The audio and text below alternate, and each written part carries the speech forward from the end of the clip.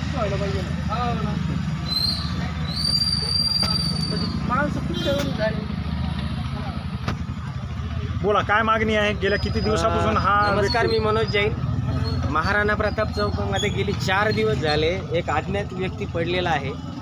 अन्न पाणी काहीच नाही आहे त्याच्या पोटामध्ये आणि डिहायड्रेशनने मरू शकतो. पावसाचं वातावरण आहे, पाऊस आहे. मी बऱ्याच 108लाही कॉल केला होता, त्यांनी त्याला घेतलं नाही. त्याच्यानंतर 112लाही मी बोललो होतो याविषयी. 112वाले म्हणले की त्याने ड्रिंक केलेली आहे, त्याच्यामुळं रिसीव केलं नाही. ह्या व्यक्तीला जर समजा आज व्यवस्थित ट्रीटमेंट जर मिळाली नाही तर ह्याची आज रात्री 12 वाजेपर्यंत डेथ होऊ शकते. तरी याची प्रशासनाने हे घ्यावे, दखल घ्यावी याची. जय हिंद. मनोज जैन.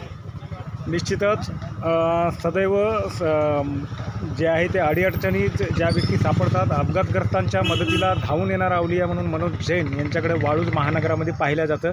गेल्या 4 दिवसापासून हे मनोज जैन जे आहेत प्रशासनाकडून मदतीची धाव करत आहेत. मात्र प्रशासन जे आहे ते पाहतोय आपण टोलवाटोलवी करण्याचं काम एका अर्थाने करत असल्याचं चित्र आपल्याला पाहायला मिळते.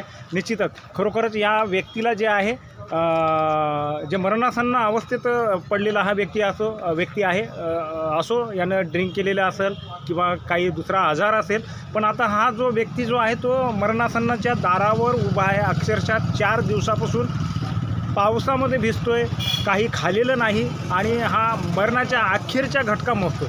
निश्चितच हाच जो आहे समाजसेवक आहे आणि गेल्या 4 दिवसापासून मदतीची आज बाळगतोय. प्रशासनाकडे सुद्धा मदत मागितली, मात्र पाहिजे तशी मदत यांना अद्याप मिळालेली नाही.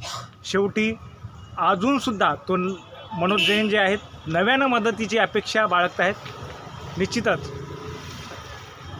एरवी सदैव जे आहे त्या संकट काळात प्रशासन नागरिकांच्या पाठीशी राहतं. मात्र आत्ताच या मरणासन्न व्यक्तीला उचलण्याचं काम करेल का हे पाहणं महत्त्वाचं आहे. निश्चितच जिल्हाधिकारी महोदयाने सुद्धा या गंभीर बाबीकडे लक्ष वेधून निश्चितच या व्यक्तीला जो आहे तो मरणासन्नाच्या दारात आहे, याला मदतीची जी आहे ती पोहोचवावी एवढंच या वाळूज महानगरातून अपेक्षित आहे.